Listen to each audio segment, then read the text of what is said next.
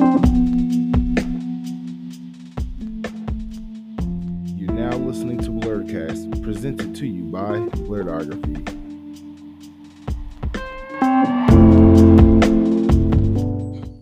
What's going on, everybody? It's me, Mark, and I'm here back again with another episode of Blerdkast. And today I'm interviewing someone. I'm doing a nerd interview, as we say in the streets of Geek Street. I don't know where that's from.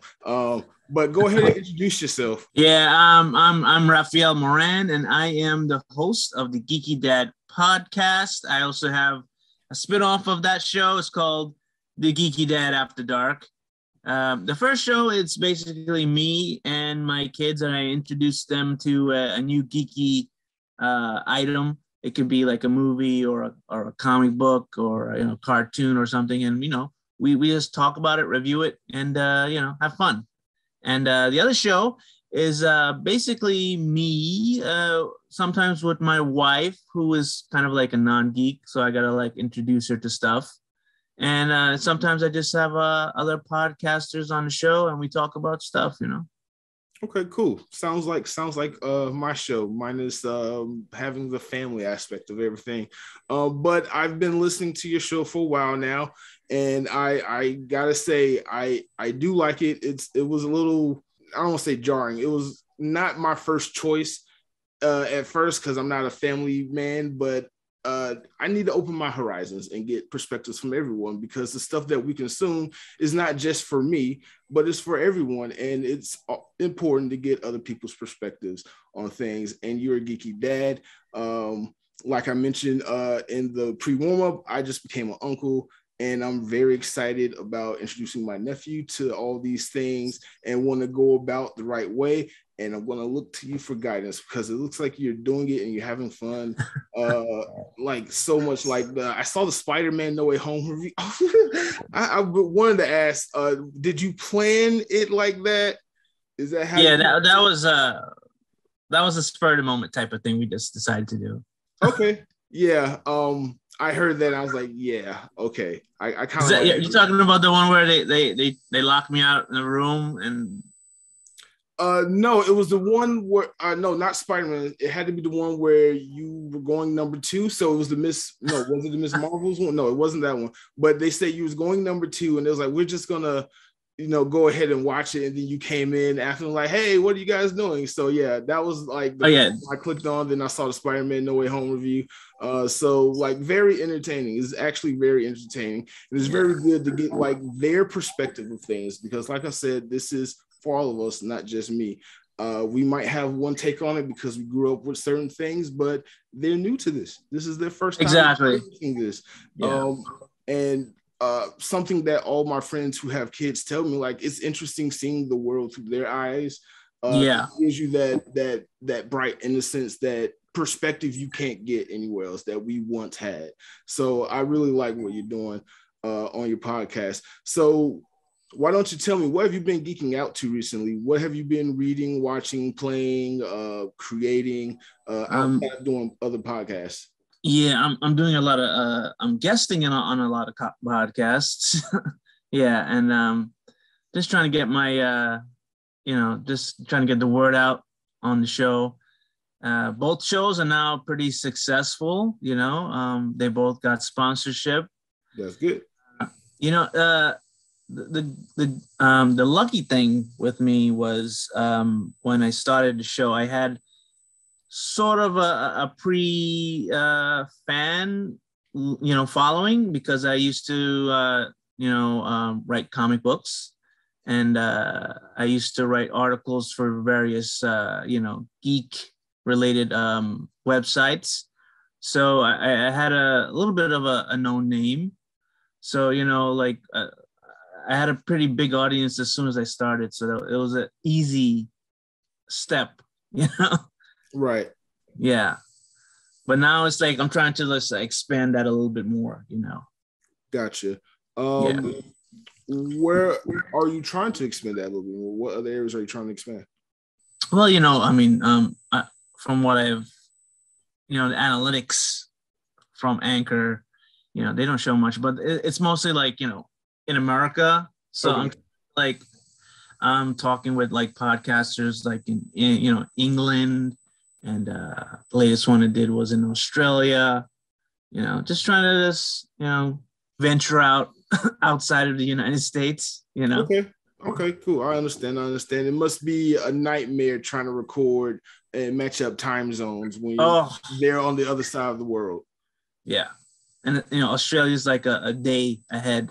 Right, they're a day ahead. And then their time zones, it's crazy over there. So I can only imagine the logistics behind that. So why don't you tell me a little bit about your upbringing and just you being a geek in your youth? Yeah, well, I'm from the Caribbean. I'm from I guess you can call it West Indian. I'm Guyanese. You know any Guyanese people? No, but I have met several in my community, and very interesting group of people. Yeah. We eat a lot of spicy food. Right. Yeah, we can be a little raunchy. But it's not known for the geeky culture. And when I grew up, I probably was like the only one that was like geeky in my whole family, And I guess I was a kind of a loner, so I kind of like disappeared in the reading the comic books and novels and video games, watching cartoons on TV, And I grew up to be an artist. I went to the School of Visual Arts for illustration, and 4 years in, I got a couple of jobs here doing some graphic design, some comic book work I did, and then finally I got published by a comic book company, an independent comic book company, and I pitched them a 4-issue miniseries, and it got published. And I did another one for a graphic novel for another company a couple of years later, and then another graphic novel, But when the kids were born, I had to take a little break from, publishing and all that stuff. And I went to just do like journalism. I did a lot of, reviews online for various websites. And I had my own articles, all over the place.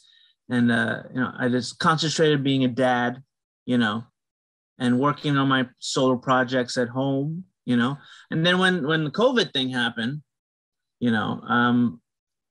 I saw everybody's like starting their own podcasts. I was like, let's just start one, Right. Yeah. And that's how that started. Okay, cool. So what were some of the things you were into as a kid that you're still into now as an adult? Like what type of geeky things were you into? Well, I mean, I still watch animated TV shows. Okay. I probably that more than live action stuff. Okay. And especially with the kids now, I get to watch with them. So right. Yeah. Okay. And what is that experience like? Like, are you having fun having to explain like some of the backstory on some of the things you experience, and like they just ask you like a million questions? Yeah. I'm like the encyclopedia for the house. Okay, cool. Because I know all the backstories for all the characters anyhow. So right. Yeah. Whenever we're watching an animated like Spider-Man show, and I pretty much give them the details of the histories of all the characters while we're watching it. And, they love asking the questions. Okay. That's good. So tell me a little bit more about your experience with comics. Like, did you enjoy doing comics? Were you just artist? Did you also write comic storylines as well? And can we still find some of those comics if any of the audience is interested in purchasing? Yes, you can find all of the comics digitally on Comixology. The first miniseries I did was called The Dream Reavers. You can also find it on Amazon, wherever you can see buy comic books online, you could probably find it. The other graphic novel was called The Technomancer. And I had another graphic novel called Flee, Flee. Okay. Yeah. Okay, cool. I'll be sure to add a description, add a link in the description so everybody on YouTube can check you out. So you mentioned that your wife is not a geek and you grew up in a family of non-geeks. What was there a decision process with you and your wife when y'all started first having kids about how you would raise them and raising them to be more geeky or in anything of that sort? Well, yeah, I had the intention to make them geeky. Okay. Yeah. The wife, she concentrates more on the, academic side. She's the tough one. She's the one that sets them straight. I'm the fun dad. I'm the one who plays video games with them. I'm the one who watches video games with them, play around with them all day. Okay, cool. With them, that's what I try to be. I don't want to be, the tough person. Right. And I mean, that causes problems, sometimes with the wife, because she's like, why you always got to be the fun one? But, that's how it is. Well, I mean, I think learning can be fun. Learning the academics can be fun if you do it in a certain way. But at that age, I can understand how, because they're in school all day. The last thing they want to do is have to go home and do more learning. They get to go home and watch movies with dad. But as an adult, I find myself like, I need to go learn some new skills. I need to go just research some stuff that I'm interested in. So I'll spend the whole day just learning and researching things just for fun. And I realized I was not like that as a kid at all. So that's interesting.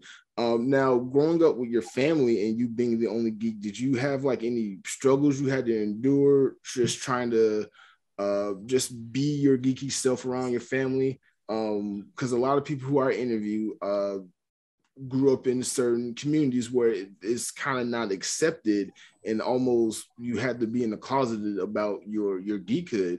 But I like getting other people's perspectives on how they were raised because not everybody was raised the same. Yeah. When I used to buy my comics in secret, how some kids hide the porn. Right. I was comic books. Okay. Wow. Yeah. And I had a stockpile in a floorboard in the house. Oh, wow. And one time they found it. And, it was like, why are you wasting your money on this crap? All this stuff, and I got in trouble. Okay. Yeah. But that's what I like to, I like to read the comics. So nothing could really, once I got that love of that, I couldn't break me. Right. Was it easy for you to find friends or just other people who had similar interests as yours growing up? Yes, it was easy. At the time, the most popular show for kids at that time was the X-Men animated series and Batman animated series. So, how everything is like geek culture now. At that point, it was starting to rise up to like mainstream everywhere at that point, So on Monday morning, everybody was talking about Saturday morning, right? The cartoons we saw, and me being basically the expert of all things like X-Men and Batman at the time, everybody came to me for questions, in school. So. And that way, I also met the other geeks in the school that way too, Okay, cool. Yeah, that's cool. That's good. So let's go back to the family aspect. You're a geek and you now have kids, and like you said, you had every intention in raising your kids geek. Were there any struggles that you've had to deal with trying to introduce them into more of your world? Or there's something you was trying to introduce them to that they just was not into at all, or maybe it was not as mature for them for the time you introduced it to them? Yeah. Well, the good thing about Marvel is a lot of this stuff, all ages could probably, enjoy, you know. I grew up a DC guy, but, a lot of the DC stuff right now, it's a little adult. Right. Yeah. So, I mean, my son loves Superman. They love Batman. My daughter loves Wonder Woman, but a lot of the other DC stuff, it's a little R-rated, and we kind of, don't show them that much stuff from that. Yeah. Even some of the animated movies that they have, the DC animated movies, they're pretty R-rated sometimes. Right. Yeah. But one day you'll be able to enjoy that when they're a lot older, and it'll be a different experience for all of you. I mean, we did see Deadpool. Okay, well, that's not for kids.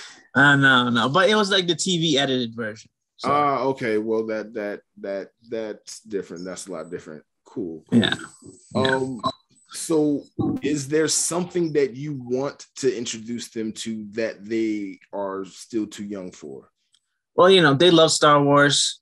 They got introduced to Star Wars through like the Clone Wars, and from there I've got them, I started them with the prequels, and now I'm gonna start with the original trilogy, and they already saw the new the last 3 movies too. So okay, but they know everything about Star Wars now.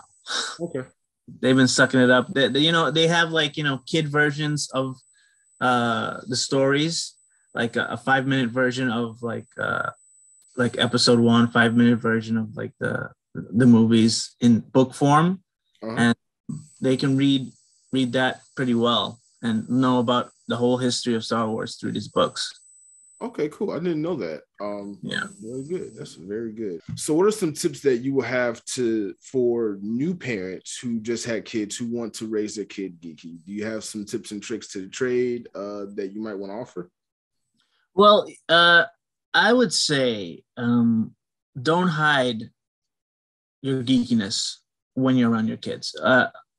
In my house, they're bombarded by it from every corner of the house. When I'm watching cartoons all the time, I'm watching superhero stuff on TV. So wherever they turn, it's like this is the world they are immersed in. So it's like you become a geek by like osmosis or something like that, Right. It's like, for instance, if you grow up in a family that is all skinheads, that all the kids are going to be skinheads, right? Right. Yeah. That's part. Yeah. So like, it's how you grow up. The kids will probably grow up like that too. So, yeah. Okay, cool. All right, so let's get into. I mean, that's a bad analogy, though. Yeah, I didn't know how to respond to that. It kind of threw me off a little bit. But like, that's the most extreme analogy I could have came up with, basically. Right. I mean, you have a point. So let's get into your podcast for a second. Tell me a little bit more about your podcast, about the one you do with your kids as well as the one you do with the other fathers. Yeah. Well, I sometimes have a fathers on my the one with the kids as well. Okay. Yeah. Most of I've done a lot of audio versions of the book of the podcast. We're up to season 2 now. Probably over 30 episodes. You can find us on Apple Podcast and Anchor and Spotify. Wherever you can listen to audio stuff. Yeah, I'm slowly moving some of the old podcasts to YouTube. I'm doing some original YouTube videos too, just to see if I can get some more subscribers that way. Just trying to hit all fronts, Okay. Yeah. Who have been some of the most notable guests that you've had on your podcast? Well, I had Joe Ildich. Oh wow! Okay. Yeah, That was the episode you guested on too. It was like I'm gonna be honest. I listened to my part. I listened to my part because I was like, I was just curious of which part you put in, and then I started listening to the beginning part. I don't think I've been able to finish it, but it's still on my playlist to go back and finish. Okay, cool. What goes in your thinking process behind creating your episodes?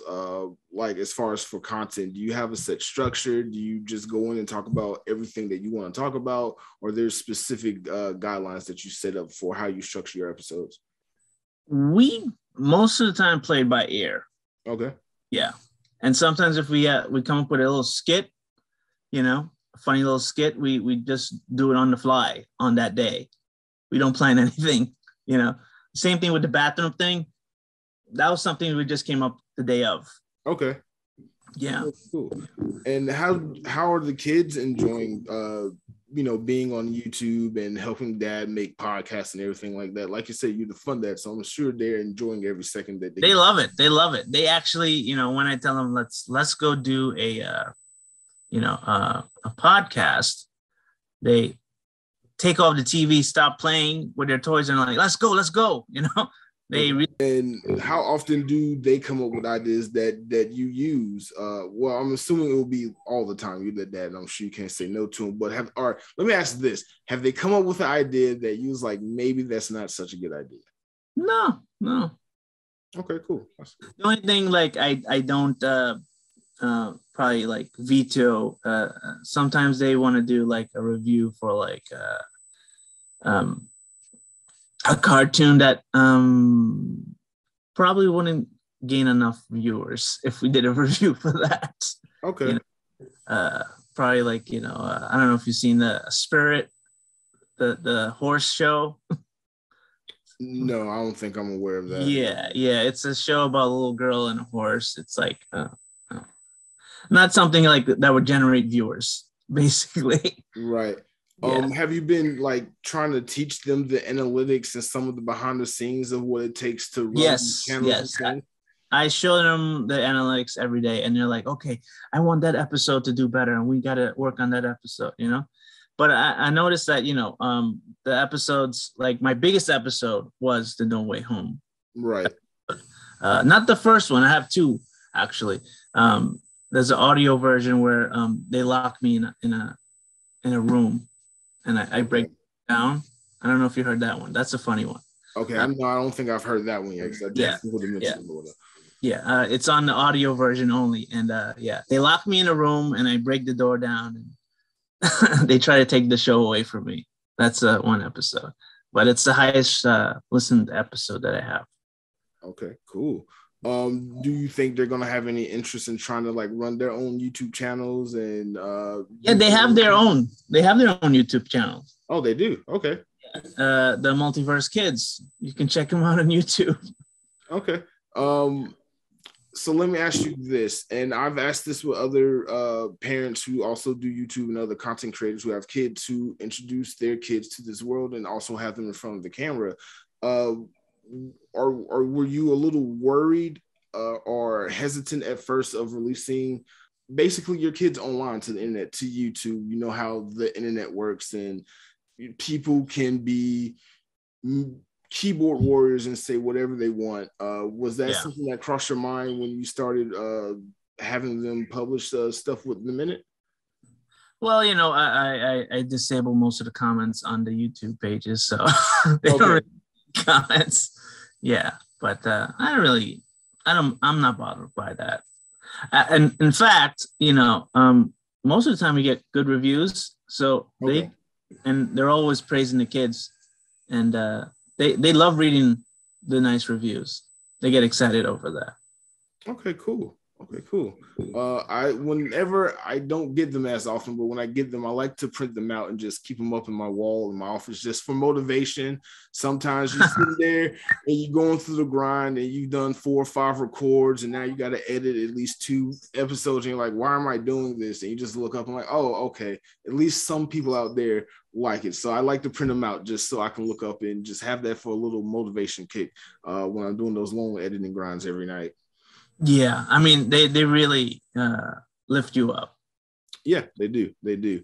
Hold on 1 second. I'm switching back over to my questions. Like I have you up, and I notice when I'm doing my video records, when I switch over to my questions, it's just white light in my face. So I'm trying to keep it consistent and stuff. So I'm just switching back and forth. And usually I will have it on my phone, but my phone, I need to upgrade my phone. But you know, the Facebook group that we started, right? Because of you. Really? Yeah. You had started a thread asking about where are all the geeky podcasters at? And when I saw all these like people answering in the thread, I was like, you know, there's a lot of us out there. There is, and I'm gonna be honest, I remember that, and you know, we talked about it for a little while. Yeah, you're right. I can't believe I forgot about that. Wow, time, it's been 3 months. It's going by, but like, I'm just like amazed that you was able to set it up and was able like to just keep it consistent. It's not like a super big group, but everybody in it is consistent. They're engaging. Yeah, and we also help each other out, you know. Right. Everybody helps each other out. And I'm going in, adding people that I know that I'm also interviewing and coming across. And it's like becoming like my favorite group just to try to interact with, because you know, a lot of those Facebook groups and the YouTube groups and things like that, like they suck. They really suck. It's a waste, you know. I post and it's like, you know, I don't know if I'm doing anything in those pages, you know. Right. But then when you created the group off of just that thread, and like seeing like, okay, when you really get a group of people who understand what support means and what it takes, like, hey, I don't mind helping seeding and giving some retention time and just giving some comments because I know it's going to come back. I don't have to ask or beg for it, sub any of this. And then like I'm finding podcasts and points of views on the same stuff that I like that I wouldn't have had otherwise if it wasn't for that group. Just putting everything together. Like there are a lot of strong podcasters in that group, some who just started a few months ago, some who've been doing this for a while now. And everybody's is interesting. I did my first why did I do that? I know I'm recording. Jason Craig? Jason Craig. Matter of fact, I ran into him probably that same night I started that thread in another group about podcasting, and me and him just kind of hit it off because I just genuinely like his podcast. It's just entertaining. It's right up my alley. I understand it because I grew up like how he grew up. So me and him, his podcast is funny sometimes, man. Yes, it's really funny. It's really funny, and he's like gotten a lot better just in the little bit of time that we've been doing it, and he stays consistent with it. And he's fun and entertaining. He lets everybody speak and have their voice, and he always has some funny backstories for almost everything. Right. So I like working with him, and his podcast is Bring the Popcorn Podcast. And who was it that Michael? I didn't even know he was local, but I did a video podcast with him, and we talked about the Matt Ryan trade because I feel like geeks can also get together and talk about sports because you can be a geek about sports too. And that was actually a really great episode. Like we just, it was just like us talking, like we all just having a beer, just talking about football and just like, I enjoyed that so much. So I love communicating with other podcasters and other geeks like yourself and just hyping it up. It's just always fun. Yeah. I've been trying to recruit more people, every week or so. Yeah. Right. Just keep it small, not too big. We got to weed out all those fake promoters. Oh my God. Yeah, there was a reason why when you say you was going to create a group, I was like, I don't want to be admin. I already know the headache of what it takes to run a group and like not only keeping out the spam bots, but like then you got people who try to be genuine, but then they're just unruly and things like that. I'm like, no, I'm already running a business. I don't need another business to bring up. And Right. But I thank you for doing it because if it wasn't for you literally putting the group together, it wouldn't have come together. So thank you for for just having the time to run it and finding the right people to help you run it and just continue to help everyone build on their success, because like you're in there all the time, every day. You comment on every single body's thread. You follow everybody. You're doing the Lord's work. Yeah, and I'm listening to everybody's stuff too. Right. And I'm still trying to get around and listen to everybody, because like once I find somebody who I'm like, oh, I really like this podcast, I'm like, okay, this week this person gets all my attention.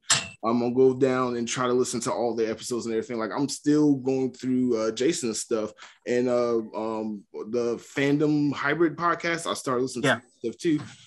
And they have interesting stuff. Yeah.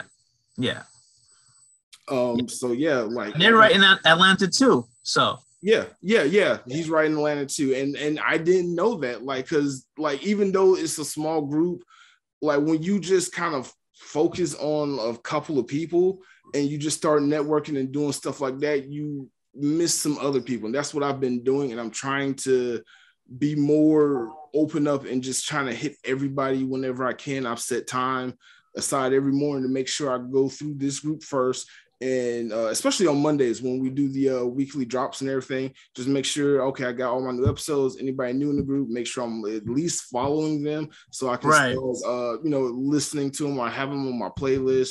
Because I used to like almost only listen to my podcast to try to help boost up my numbers, but like when you edit it and then have to go back and listen to it again just to boost up, I can't do that. So like when you created this group, I was like, okay, I don't have to do that no more, because I can just listen to other people's stuff and help them out, and hopefully it works out. And so far it's been working out. Like you guys to the 50 listeners, I just made a post. I'm like, I'm 5 away, and everybody was just cheering me on. And I was like, this feels good, because the YouTube support groups do not do this. They don't motivate and just try to help. They just sit there, bog you down with rules, and they take the fun out of it. You keep the fun there.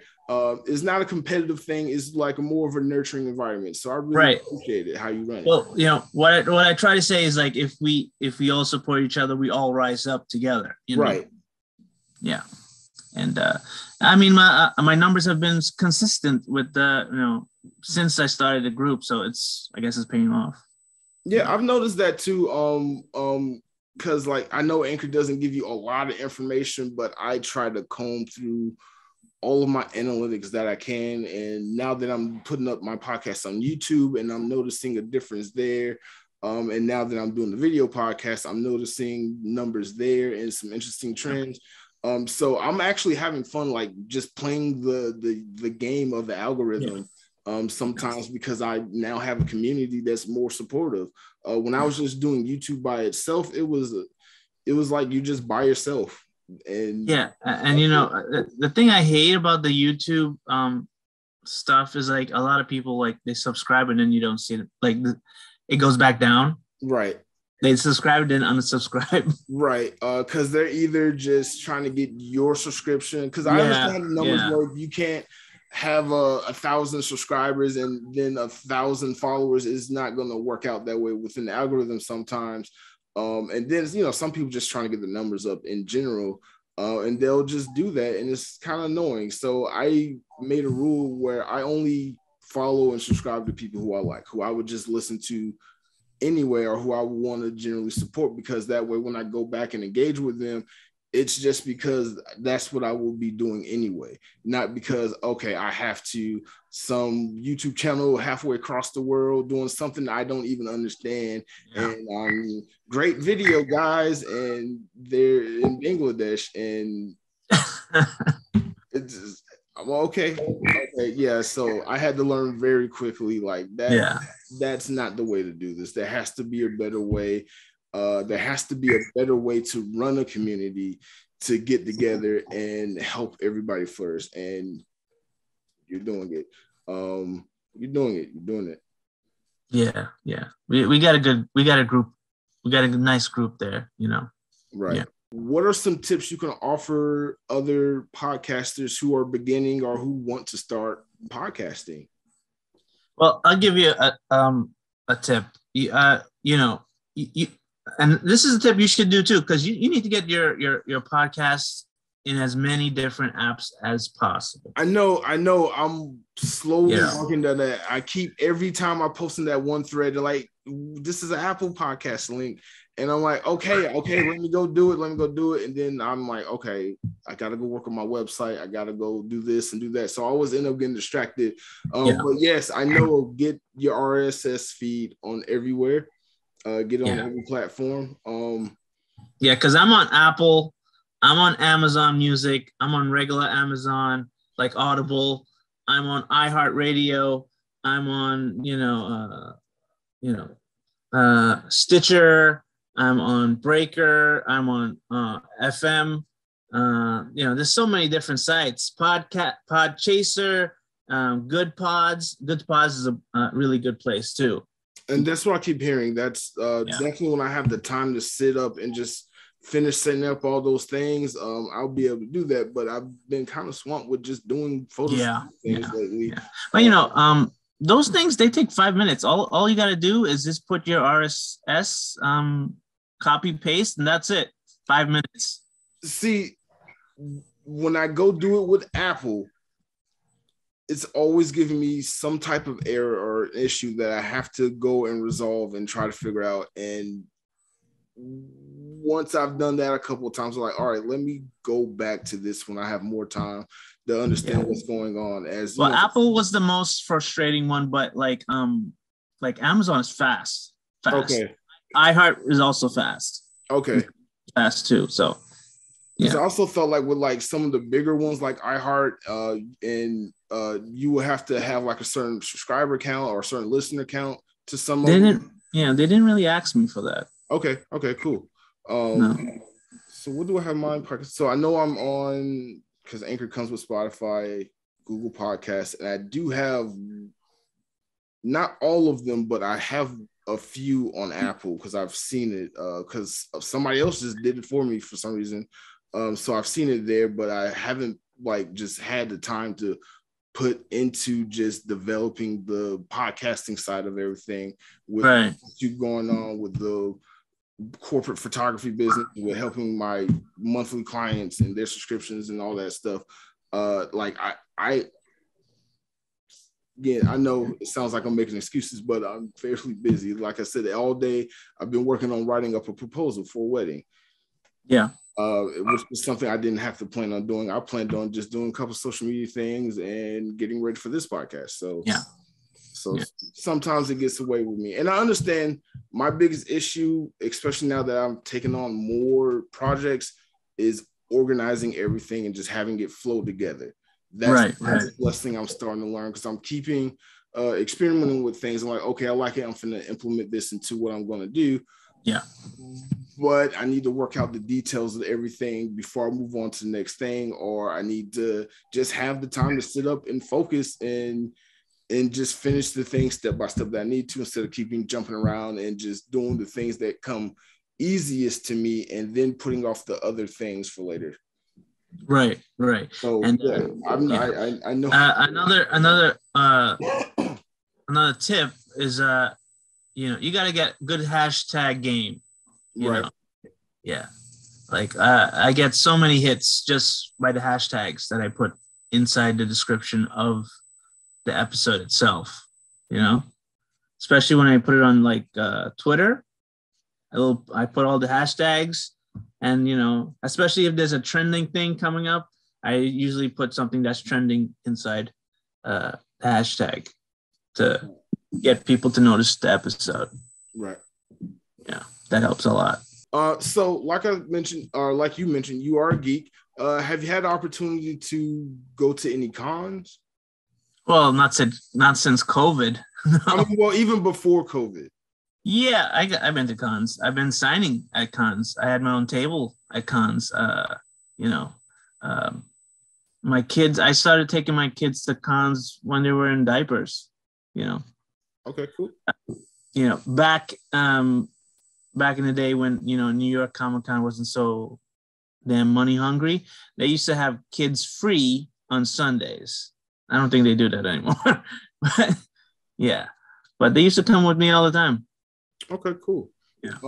What has been your favorite con that you've attended by yourself and then with your kids?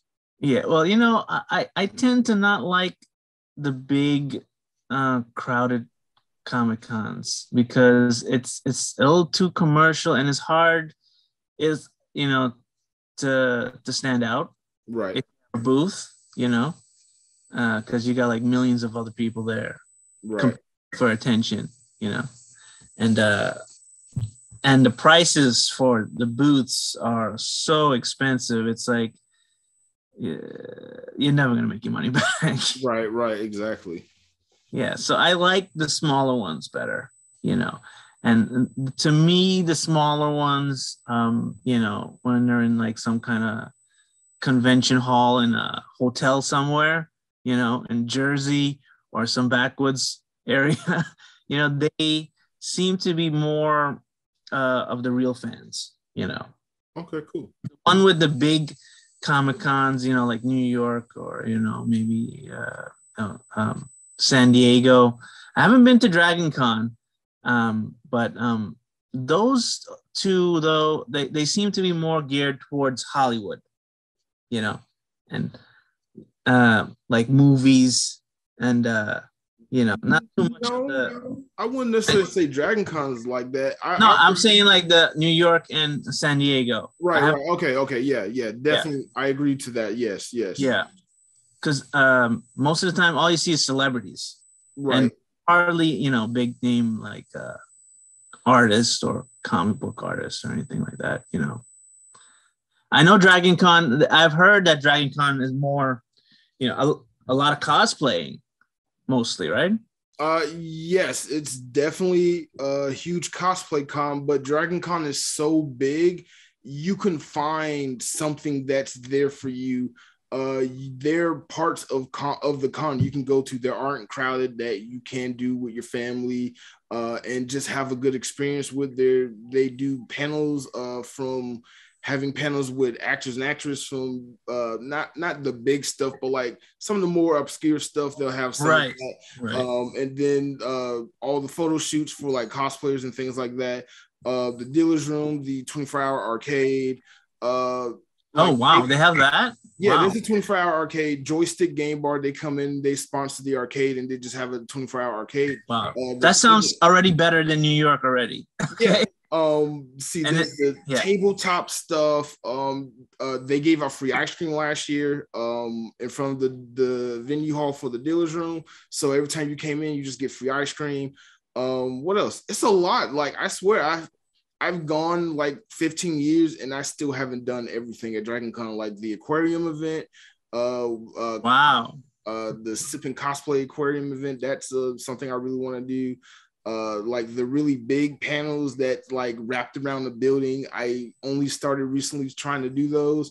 But like they got so big, even last year with the COVID restrictions, it got so big to where they had to turn people away. So which means that people were 6 feet apart and they had to abide by that rule. Right. It's always something at Dragon Con for you to do, regardless of your age, your color, what your interests are, your hobbies. It doesn't matter. Dragon Con has something for you. Anime, gaming, tabletop gaming, all the concerts and the music festivals and the dancing. MC Chris comes there every year, and I'm like, yes, I like that. I really like that. So it's always my big to-do thing that I do every year. It's my staycation, if you call it. I want to go there at least once. I want to go there. I haven't gone to San Diego because it's too damn expensive to go. Right. But the last time I went to New York Comic Con, it was so crowded. It was like it took me an hour to get to one area to the other area. Right. Everybody's so packed together. They're literally this much next to each other. Well, yeah, Dragon Con can be like that too. Definitely Dragon Con can be like that. But if you know where to go, you can avoid all of it and just have quick exits to everywhere. So just make sure you go with the right people. But I definitely recommend you do go to Dragon Con, it's definitely a one of a lifetime type of con experience because it's unlike any other con out there. It's a big con without being a really big con like San Diego Comic-Con and New York Comic-Con. And it's like it has elements of those smaller cons too, because you have all the artists, the artists come in, the comic creators come in, Artist Alley is really good. Yeah. So it's a ton of stuff to do. It's a unique experience, and there's no way you'll be able to do all of it in 15 years. Wow. And it just keeps getting bigger and bigger. Like I swear, every year they add a new hotel, they add a new event, they add a new I'm surprised they haven't, since The Walking Dead is ending, they should take the sets and make that like a place for the Dragon Con so people can go. I don't know how logistically that would work. Cause so Dragon Con itself is like on Peachtree Street, and from season 1 of Walking Dead, Marietta Street and all that, it's a few blocks away from there. And then currently shoot at now, they shoot in Sonoya and out in Conyers. And that's a huge, massive set. Matter of fact, my grandmother, she lives in Sonoya, and like from her front porch, you see the walls of Alexandria. So like every time I go see her, it's a weird psychological kind of process, because I'm like, oh crap, like I've seen so much happen on that fence. So yeah, it's really cool. It's really cool. But you know what? What they did for New York Comic-Con last couple of years, they actually it used to be once one Jacob Japid Center, and now they've stretched it all over New York. So they have events in Madison Square Garden. They have events like downtown. So you're running all over the city because of New York. Yeah, that's literally how Dragon Con is. So that's really cool. And New York Comic Con and San Diego Comic Con has always been on my list, but like you said, they're so expensive. So expensive. And it's like you need to get so many badges just to get in. You gotta get verification for this and that and all that stuff. I don't know how it is for Dragon Con. So yeah, if you go get your badge with everybody else, you're gonna be waiting 3 days in line to go get your ticket. But even if you buy online? Yeah, so what I usually do is I'll pre-reg, and they'll have you go in and pre-reg, you'll have the line split up. But because of the amount of volume of people that come, they're always, I don't want to say understaffed because they prepare for this every year, but like every Thursday, every Friday morning, once they open up till about when they close, the line goes like 3 blocks around the hotel area. Last year was probably the longest I've been in line. I had to go up the hill, 3 blocks down, 2 blocks this way, then go back down the hill. And my Airbnb was across the street. So I was at the entrance of the hotel the entire time. And I still had to walk around the long way because of the line. So yeah, you're waiting in line. But once you get in, the process is fairly quick. They split up the areas. If you walk in, here's your area. Pre-reg, here's your area. Legacy members is in the whole other part of the hotel. So they're doing their best, but it's just a volume thing. But once the bulk of everyone is in, you could just walk in and get your badge at any other time, like after 5 p.m. on Fridays. So you'll be good. I think that's why they extended it on Thursdays too, because they're trying to. Yeah, so they made it a 5-day event now, so they have more time. So I even that's part of the experience. Like I guarantee you, that's part of the Dragon Con experience. Some of the funnest times I've had has been with my friends, waiting in line, vlogging, and just sitting there trying to be the funny one in the group, and I'm entertaining everybody in like my 10-foot block radius and just being the life of the party. So it's definitely a part of the festivities in my book. The thing that we used to do in New York Comic Con is back in the day, everybody used to share one badge, so we'd go in those days. And then we, somebody goes in and they give the badge to somebody else, but now you can't do that. They check ID plus badge and a scan before getting. Wow.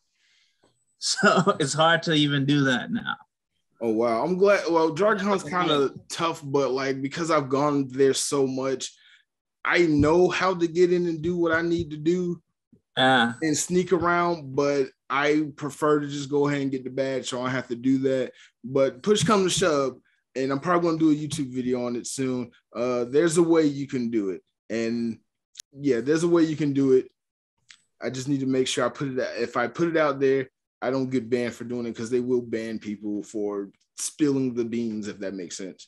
Well, you can probably cut this part off, but you can do a voice change and blur your face and be like, I know a secret. That's a good idea. I like that. And you can pretend like you're interviewing that person. I like that. I really like that. That's a good idea. I'm actually going to do that. That's exactly how I'm going to do that. I like that. That's good. That's good. But anyway, so let's go ahead and wrap this up. Go ahead and tell the world where everybody can find you again on the internet. Yeah. You can find me wherever you can find like podcasts on online. You can find me on Apple. You can find me on Spotify. Amazon Music, Audible, iHeartRadio, Stitcher, anywhere that you listen to podcasts, you can find my show. It's the Geeky Dad podcast and the Geeky Dad After Dark. Two very different shows. One is for the family and one is for the adults. Gotcha. And also find me on YouTube as well. And the kids have their own YouTube page. It's called the Multiverse Kids. Okay. You on Twitter, Facebook, Instagram? Yes. Just look for the Geeky Dad podcast. All right, cool. Thank you. Again, thank you for coming on. Sorry for the few technical issues and just trying to have everything together. But I enjoyed the conversation, and I can't wait to have you back on. Yes. Yeah. And you should check out that interview with Joe Ildiz. He's the first black editor of Batman. He made some history there, so I will definitely check that out. Yeah, thank you for having me on the show. No problem. Yeah, it's fun. Yes. So for everybody else, this has been Blerdkast. You can check me out on Spotify, Anchor, Google Podcasts, and soon other places. And you can also follow me on Facebook, Instagram, Twitter at BLERDOGRAPHY. And you can follow me on you can subscribe to my YouTube channel. Check out my other geeky content where I do cosplay videos and vlogs of cons and just other geeky things. Thank you for watching, and let me know what you think of this video in the comments below. Peace.